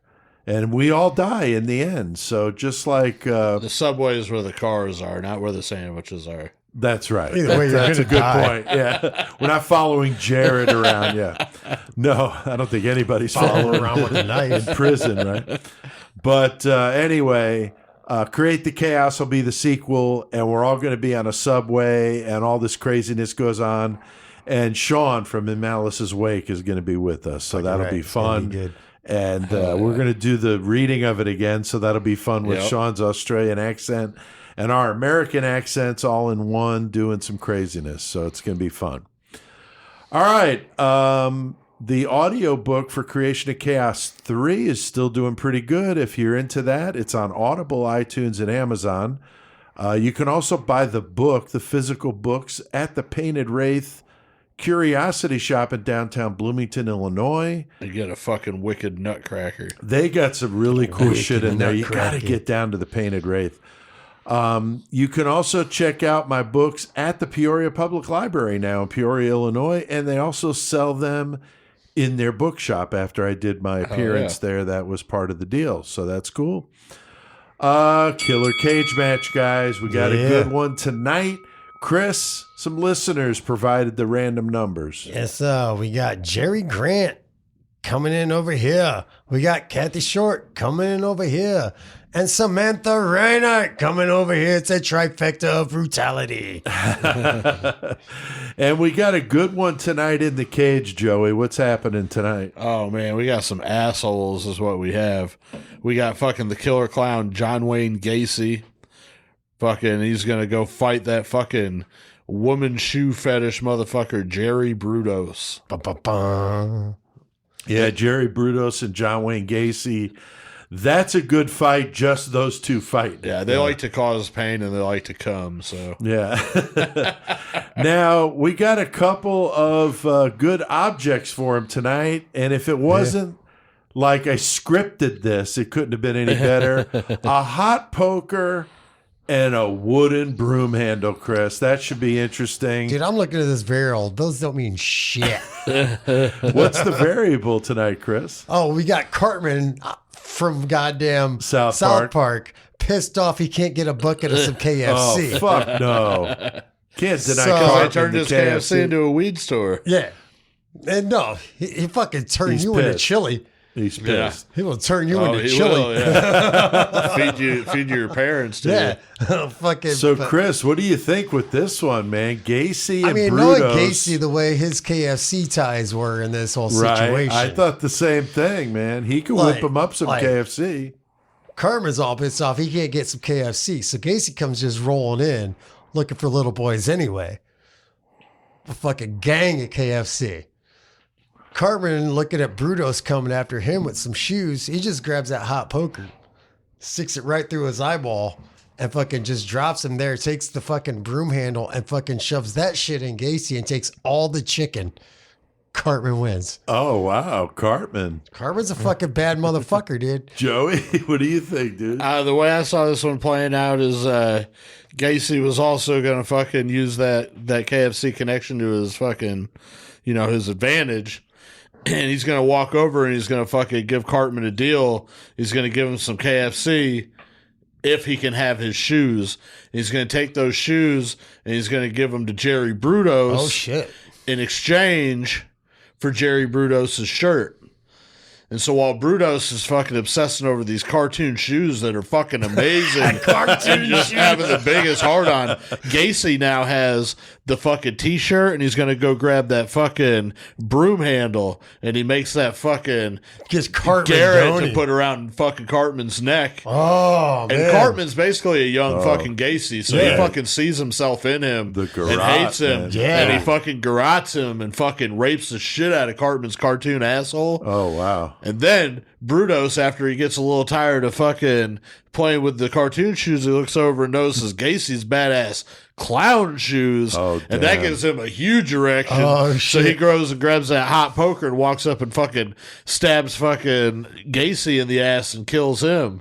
Okay. Yeah, So Brutos. I'm going with Brutos. All right, I like your scenario, dude. I'm thinking that Gacy, like Chris was talking about with the little boys, he's going to try to hook up with Cartman. And Cartman's all about the KFC. So Gacy's going to be like, dude, chill. I got the KFC. Why don't you come back to my place, show a stag film? You come back and we'll hang out, Yeah. So he's showing the stag film and he's trying to make the move on Cartman. Cartman's pissed he's not getting any KFC. So Cartman just flips the fuck out and fucking kills Gacy. But Brutos is over there fucking jacking off into a fucking shoe. And Brutos, obviously bigger, gonna beat fucking Cartman to death with the fucking hot poker, or sodomize him with the hot poker, then beat him to death. Either way. So All right. Brutos. I got Cartman. Y'all I'm got going with Brutus. Brutos, Yep. yeah. All right. All Yeah. right. Let us know what y'all think. Yeah, thanks. Anybody out there that contributes and makes suggestions or what you think about these matches. So, all right, I think we've done plenty of mayhem tonight, guys. So let's hit that fucking outro.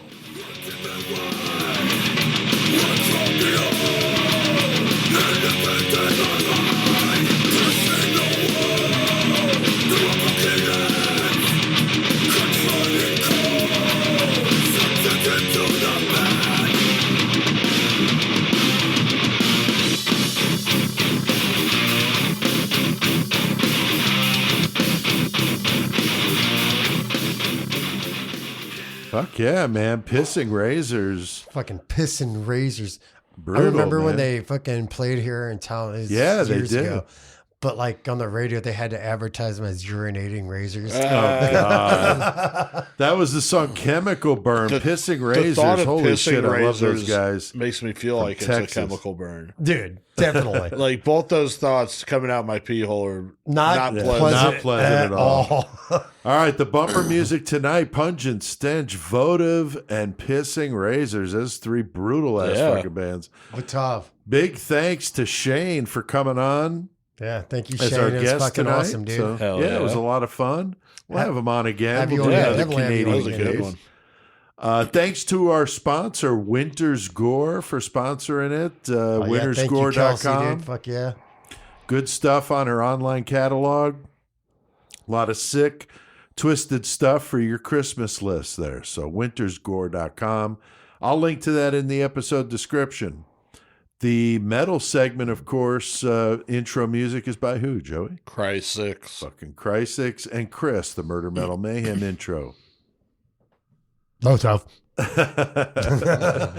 Thanks to everybody out there listening. We see those numbers and just really are humbled by you guys checking it out and liking it so much. Got a couple of good commenters on here. Chris, why don't you take the first one? Well, it's fucked up the comment. Honestly, I know. What just happened? Well, that inspired it. That inspired it. Okay. But yeah, Peter Pumpkin Eater says, I'm a listener from San Antonio and I love you guys. You should play some Pissing Razors. So, Hell yeah. We got you, Peter Pumpkin Eater. That's right, Fuck yeah. dude. I saw that and I'm like, that's a good fucking call. All right, Joey, what about the next one, dude? David Russo commented, "Hey guys, love the show. New listener. Heard about you after hearing the Rob Dukes interview and I'm hooked. Great stuff. Thank Fuck you, yeah. sir." That's awesome. Thanks, David. Paula DeSalvo commented, I'm a new listener in Denver. I watched the Rob Dukes interview you did on YouTube. I love Generation Kill and Exodus. You guys do a great job making horrible shit really funny. So I like that comment. That's because you're laughing at me, not with me. At me, man. But that's cool, Paula, that you like the interview Fuck yeah, we did on the YouTube channel. So if you're not a subscriber, go there and do that. And you can watch some other stuff. We got more coming up like that. And Chris, the last one. Darius Yeardley says, my sister told me about this podcast. I've been listening to you for the past 6 months and love every episode. I really liked when you're done on John List, who was a sick motherfucker. Yeah. That's one of the stories that always creep me out. If it doesn't creep you out, you're fucked up. Yeah, the bodies in the house with the yeah. music playing, that's just fucking crazy. The classical music with the dead bodies. Dead bodies. Definitely a fucked up story. So thank you, Darius. That's really cool. And your sister for telling you about it. That's even cooler. Check out murdermetalmayhem.com to listen to the past episodes. And you could like us on Facebook, follow us on Twitter. And again, don't forget to get on that YouTube channel and subscribe so you know when we post stuff. Check out the show on Amazon Music, Spotify, Stitcher, CastBox, iTunes, and more. Please leave comments, give us a rating. It helps move us up the food chain and lets other people know that we're out there. So thank you for those that are doing that. Support the show and join that 666 club. Go to patreon.com/murdermetalmayhem and join now for only $3 a month. That's a hell of a deal. You can also go to creationofchaos.com if you want to pick up my latest book, Creation of Chaos 3. And you can also get the audio book if that's your thing on Audible, iTunes, or Amazon. I got all this stuff down below in the episode description.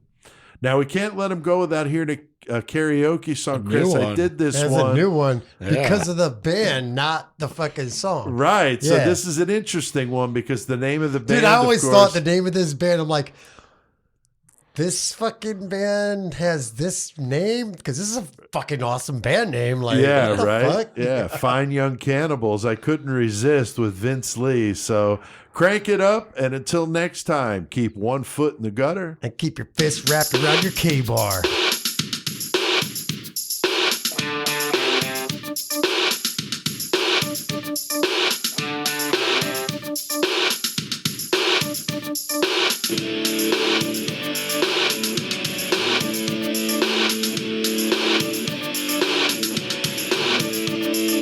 I can't stop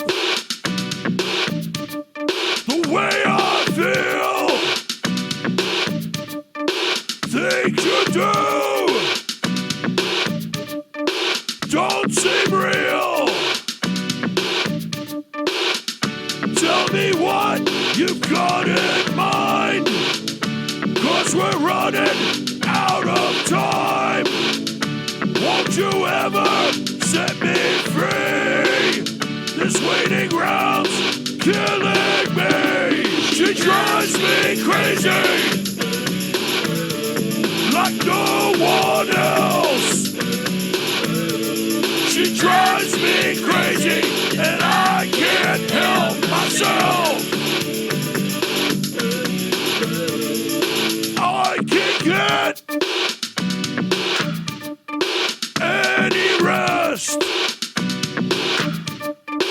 People say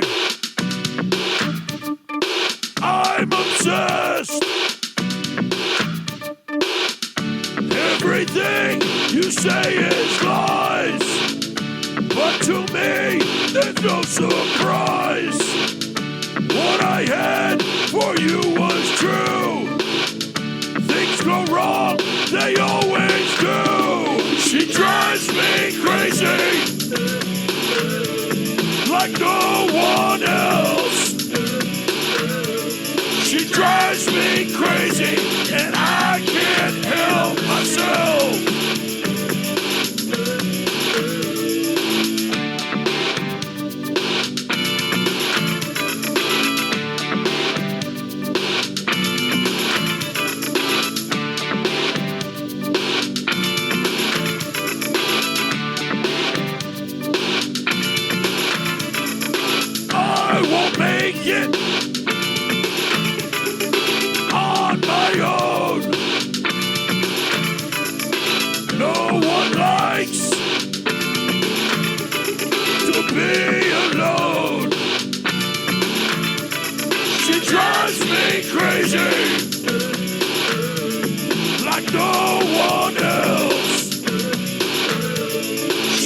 drives me crazy, and I can't help myself. She drives me crazy, like no one else. She drives me crazy, and I can't help myself. She drives me crazy.